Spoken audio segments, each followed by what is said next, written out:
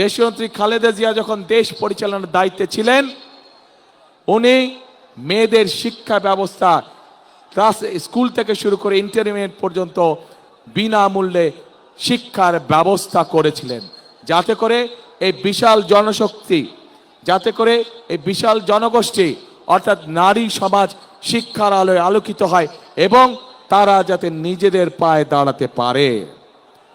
প্রিয় ভাই বোনেরা, নির্বাচন এসেছে, স্বাভাবিকভাবেই বিভিন্ন রাজনৈতিক দল তাদের বিভিন্ন লক্ষ্য উদ্দেশ্য জনগণের সামনে উপস্থাপন করবে। কিন্তু আমরা দেখছি একটি রাজনৈতিক দল, এই যে বাংলাদেশের অর্ধেক গোষ্ঠী নারী গোষ্ঠী, যে তাদের সম্পর্কে আমরা দেখেছি কিভাবে তাদেরকে ঘরের মধ্যে আটকিয়ে রাখতে চায়, সেই কথা তারা বলেছে। আমরা দেখেছি একটি রাজনৈতিক দলের একজন নেতা পরিষ্কারভাবে বলে দিয়েছে যে তারা কোনোভাবেই নারীর নেতৃত্বে বিশ্বাস করে না। আমরা দেখেছি একটি রাজনৈতিক দলের নেতা পরিষ্কারভাবে দুদিন আগে বলেছে যে যে সকল মহিলা, যে সকল মা বোনেরা কর্মসংস্থানের উদ্দেশ্যে কর্মসংস্থানের জন্য যান, তাদেরকে, প্রিয় ভাই বোনেরা, আপনাদের সামনে আমার বলতে রীতিমতন লজ্জা হচ্ছে, এমন একটি শব্দ সে আমাদের সব মা বোনদের জন্য ব্যবহার করেছে যা এই দেশের জন্য একটি কলঙ্ক স্বরূপ।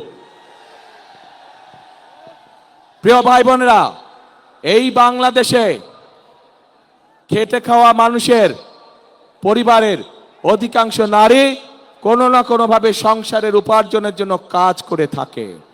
এই বাংলাদেশের লক্ষ লক্ষ 50 লক্ষের উপরে নারী আজ যেই গার্মেন্ট শিল্প নিয়ে সকলে গৌরব করে, সেই গার্মেন্ট শিল্পে নারী শ্রমিকরা কাজ করেন।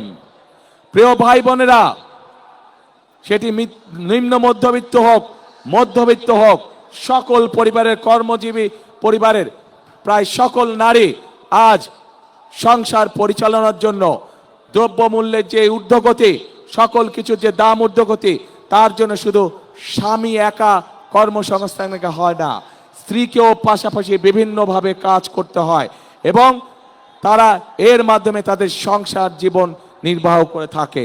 কিন্তু আজ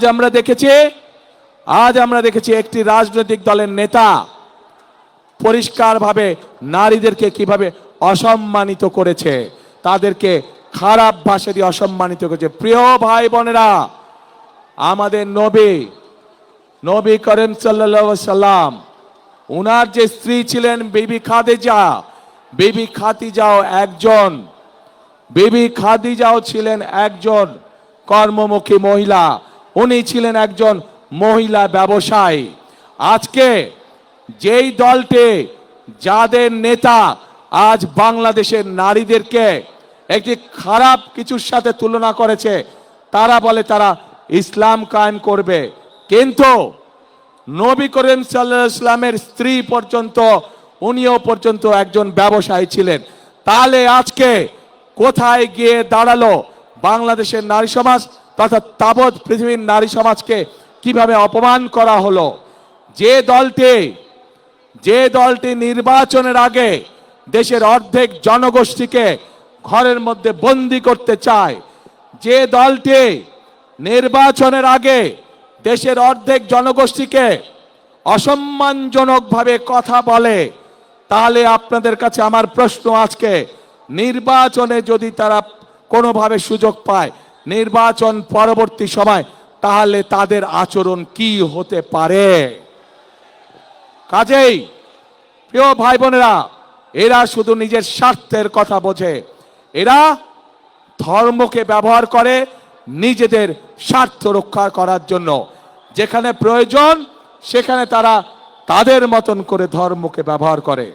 আমরা গতকাল দেখেছি, যখন এই কথা বলার পরে তীব্র সমালোচনা শুরু হলো নারী সমাজ থেকে, যখন এই কথা বলার পরে তীব্র সমালোচনা শুরু হলো সমাজের প্রত্যেকটি মানুষের কাছ থেকে, তখন তারা বলছে তাদের এই আইডি নাকি